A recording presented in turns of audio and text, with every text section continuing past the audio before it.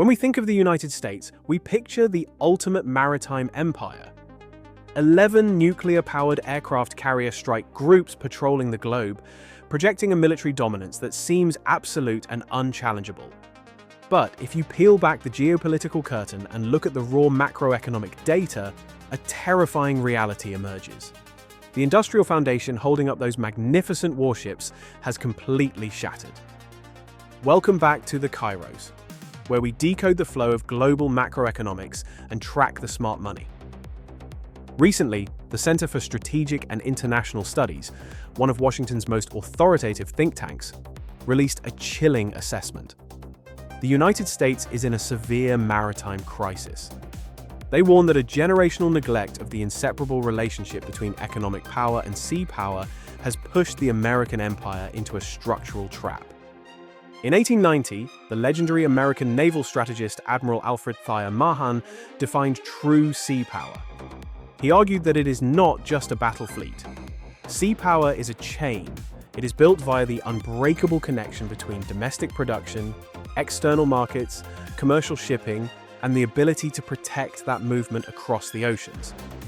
Today, the United States is still trying to wield the sword, but it has completely lost the forge. In macroeconomics, numbers do not lie, and the numbers exposing America's maritime deficit are brutal. To understand the sheer scale of this crisis, look at the shipyard data.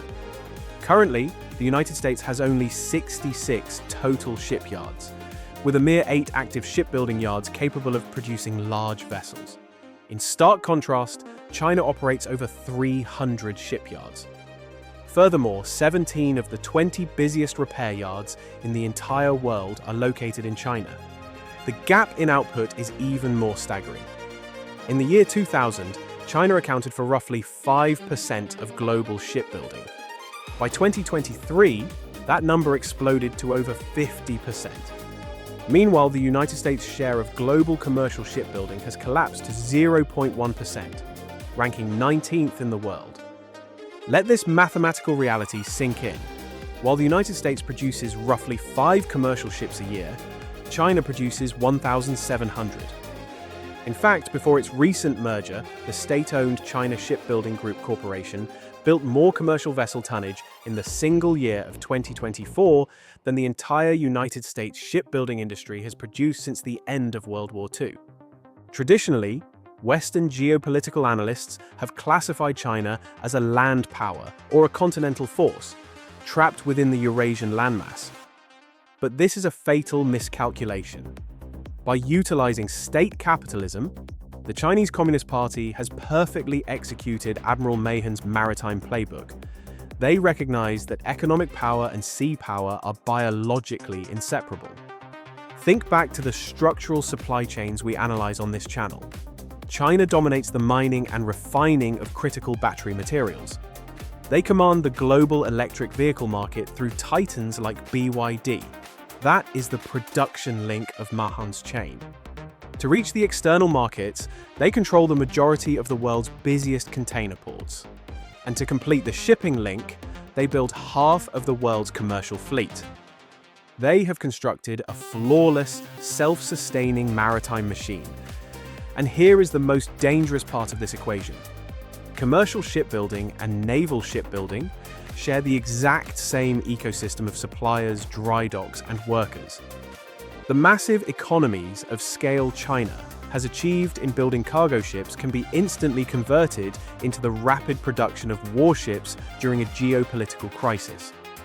How did the ultimate maritime hegemon fall so far behind?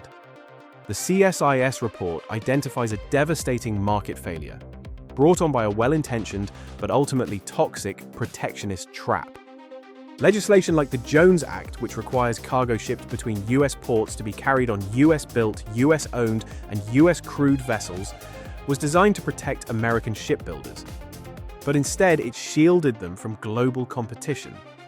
Without the pressure to innovate or move down the cost curve, the industry stagnated. The result is a vicious cycle. Weak demand discourages capital investment. A lack of investment leads to a shrinking workforce and crumbling infrastructure. This low capacity triggers massive delays and astronomical unit costs, and those high costs further suppress demand. Today, a laissez-faire approach has completely failed to produce the maritime capacity that US national security requires. The US Navy has not increased its fleet size over the last 20 years, despite nearly doubling its shipbuilding budget. They are trapped in an ecosystem that cannot scale. Washington has finally woken up to this existential threat.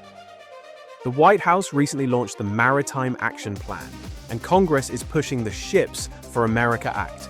These are aggressive, state-led industrial policies designed to break the cycle. They aim to inject predictable funding, establish a maritime security trust fund, and rebuild the domestic workforce. But Wall Street and military strategists know the cold truth.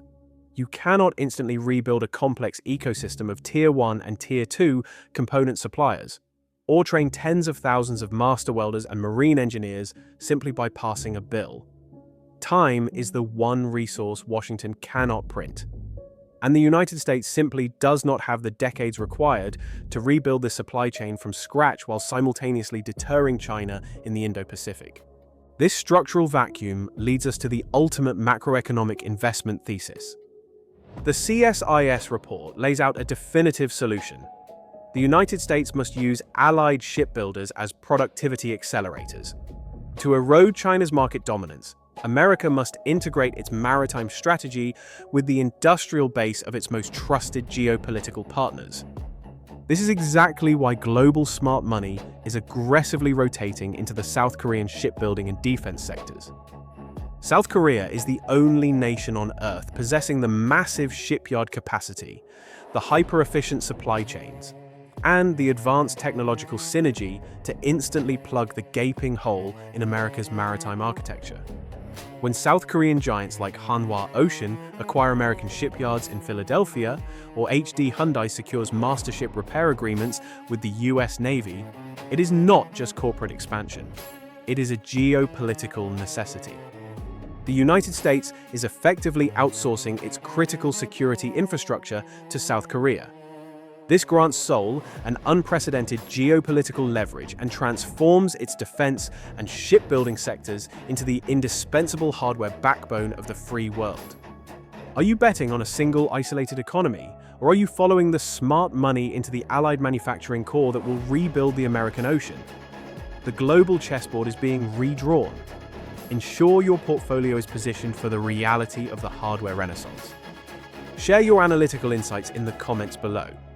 And to stay ahead of the massive capital rotations shaping our world, make sure to subscribe to the Kairos. Until next time, invest smart and stay prepared.